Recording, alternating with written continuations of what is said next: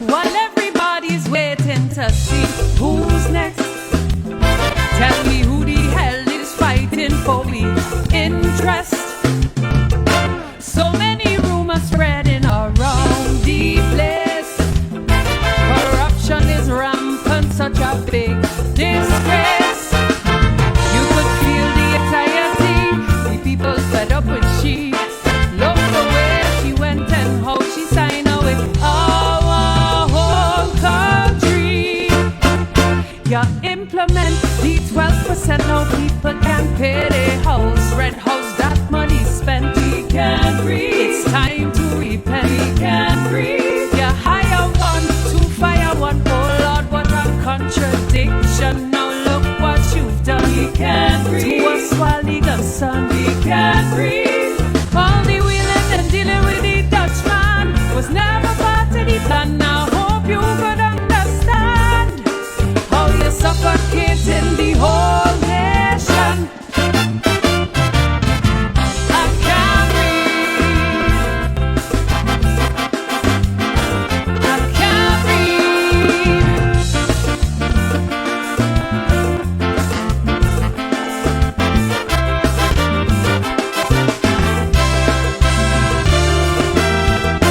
The people want to know who's the puppet's boss and who is responsible for this country's loss.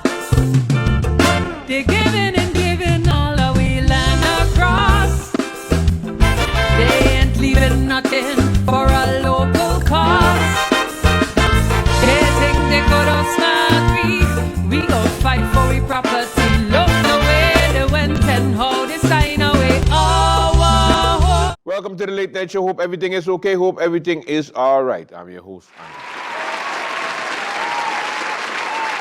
All right, what's happening on the lovely island of St. Martin? We begin, of course, with the news. I just don't understand.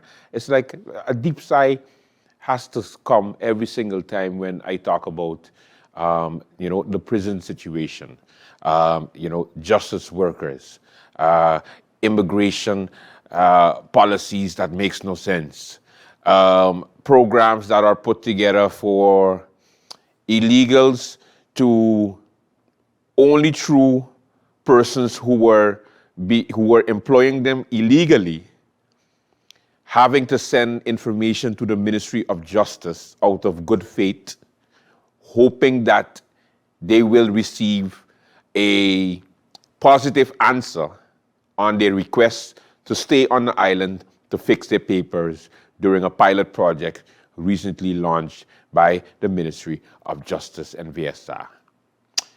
I know I talk a little bit of gibberish, but I want to explain that the Ministry of Justice is a little bit in disarray. And I think that the minister deciding to hold a town hall meeting is one of the funniest things I've ever had to see. Completely bypassing police unions, and now she's just gonna get all the justice workers together at the government administration building today, Thursday. They're gonna sit down and they are going to talk, or the minister is going to talk. And then it remind me of Cedric Ortega giving an imitation of the good minister during the politics program on Tuesday. And I think this is what the town hall meeting will sound like today. My predictions. I'm here to say to you, the public of St. Martin, that it has been sent to the governor. We are waiting the approval of the governor. It doesn't have to go to Parliament, and it has been rectified. And ladies and gentlemen, I'm here to tell you, fait accompli. So, my question is now, what happens? What happens now? Of course, by the time we tape this program, we wouldn't know whether, a lot of people went or nobody went, or it was a success and everybody taking kumbaya pictures. We'll have to wait and see what happens. But of course, we'll be back on tomorrow to go with that situation and give you an update, okay? What else is happening? Yes, the prisoners at the Point Blanche prison are striking. This is their 8th day that they're on strike. And the reason they're on strike is because of a number of issues that is affecting the prison situation. Now, TV15 News had a report on it, so I'm going to play that for you so that you can hear the grievances of the prisoners at the Point Blanche prison. In our first story, for the 6th day in a row, the 80 men and 7 women imprisoned at the Point Blanche prison have refused to perform their daily duties and have not left their cells for recreation or prison work. According to reports, the strike by prisoners has been prompted by what they deem to be violations of their human rights, in particular, the poor state of medical care inside the prison. It is a game of Russian roulette with our lives, the inmates stated in a letter to the editor published in the Daily Herald Friday edition, citing the lack of permanent medical service inside the Point Blanche prison. Although Justice Minister the Honorable Anna Richardson appointed General Practitioner Dr. Nawu as a prison doctor last year, the detainees cannot count on the doctor's full-time presence at the prison. The Prison Inmates Association's lawyer, Shamira Roseberg, visited the prison on Tuesday morning and confirmed that the inmates are continuing their strike. The detainees are not doing the work they normally do, Roseberg explained, until their grievances are addressed and rectified. In 2022, Dutch media company NTR filed a story citing the same issues that resurfaced today at the country's only prison. 22 uur per dag op cel. Slechte leefomstandigheden, geen dagprogramma, werk- of opleidingsmogelijkheden. In de Point Blanche gevangenis op Sint Maarten zijn de omstandigheden zo slecht dat verschillende hulporganisaties al jarenlang aan de bel trekken. Nederland stelde een jaar geleden 30 miljoen euro beschikbaar voor de bouw van een nieuwe gevangenis. Maar tot op de dag van vandaag zitten de gevangenen nog steeds in de Point Blanche. We vroegen een ex-gedetineerde hoe hij zijn tijd in deze gevangenis ervaren heeft. Point Blanche prison does not fulfill to no international laws for prison. It's like the most horrible prison that exists in the former Netherlands Antilles, and it's unbelievable to understand how Holland, we could fall into Holland and have such a prison in such a condition. Shamira Roseberg heeft verschillende cliënten in de Point Blanche. Zij bezoekt de gevangenis daarom regelmatig. We vragen haar of zij weet hoe het met de voortgang van de nieuwe gevangenis gaat. Ja, inderdaad, dat klopt dat er inderdaad 30 miljoen beschikbaar is gesteld voor een nieuwe gevangenis. Tot op heden zie ik wel dat men bezig is. Ik zag dat onlangs de minister van Justitie naar Nederland is gegaan om diverse gevangenissen te bezoeken en te zien wat het beste in markten past. Maar ja, we zijn er nog niet. En de situatie is er ook tot op heden niet beter op geworden. Dus tot op heden zitten de gedetineerden in erbarmelijke omstandigheden. Hebben ze het heel zwaar.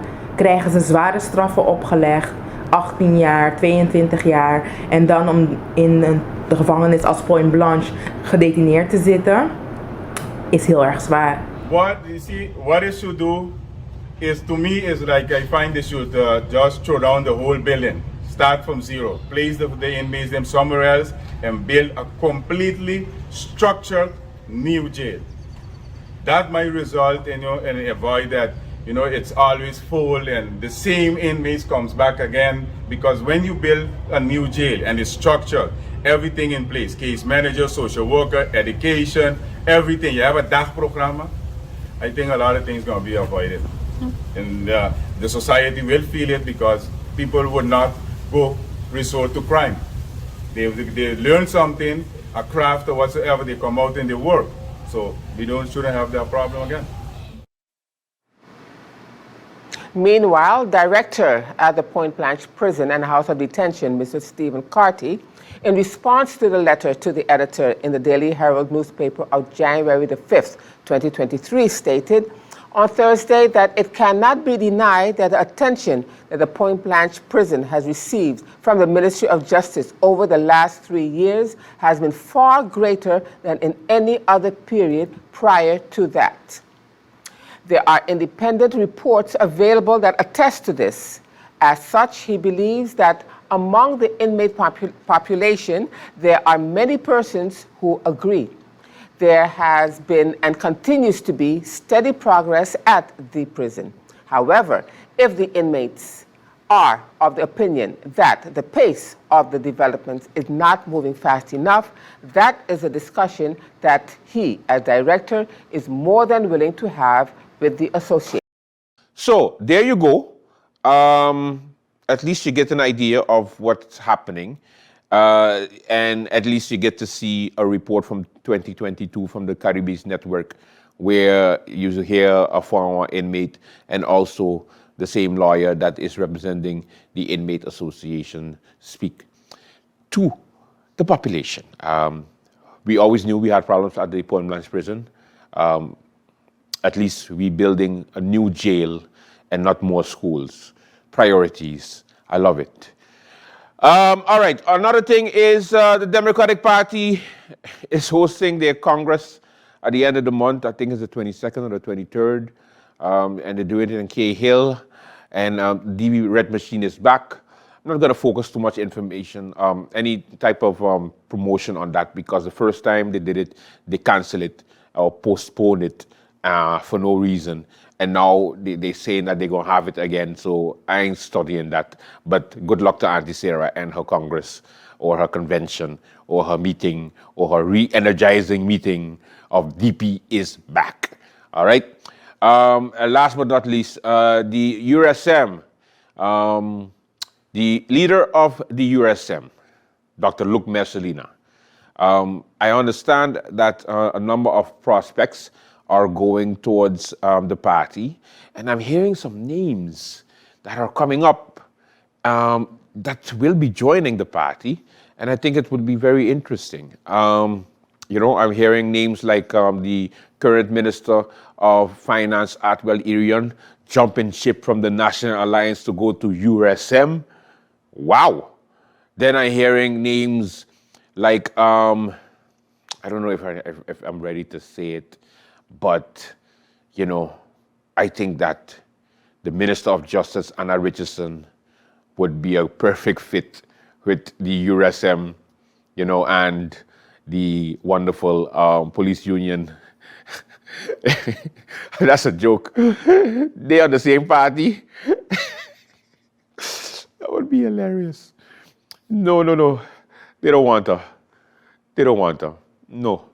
But of course, you know, everybody is also looking out for the wonderful people at the National Alliance. A convention is supposed to be coming up, or a party congress is the name of it. And, you know, the leadership is going to be up for grabs. And you're going to have, you know, Sharendi Duran and also Hyundai Marlin, the son of the grandfather of St. Martin, William Marlin, and of course, Sylvia Jacobs. You know, I don't know why she would want to become back the leader of the National Alliance, because she's done such a wonderful job in the meantime with leading the National Alliance while losing a bunch of stakeholders. But that's just me.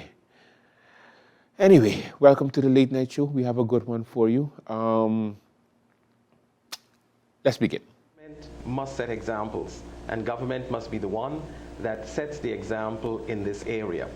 I have personally a very good relationship with the Dutch and have always had over the past years, and there are lots of things that can be done. We must also acknowledge the fact that the Dutch are much more willing to do lots more than presently, but there is a tremendous concern in Holland, and right now the debate is taking place in the Dutch lower house about development aid to the Netherlands Antilles, and the whole question of the lack of government on St. Martin is one of the major concerns about the Dutch.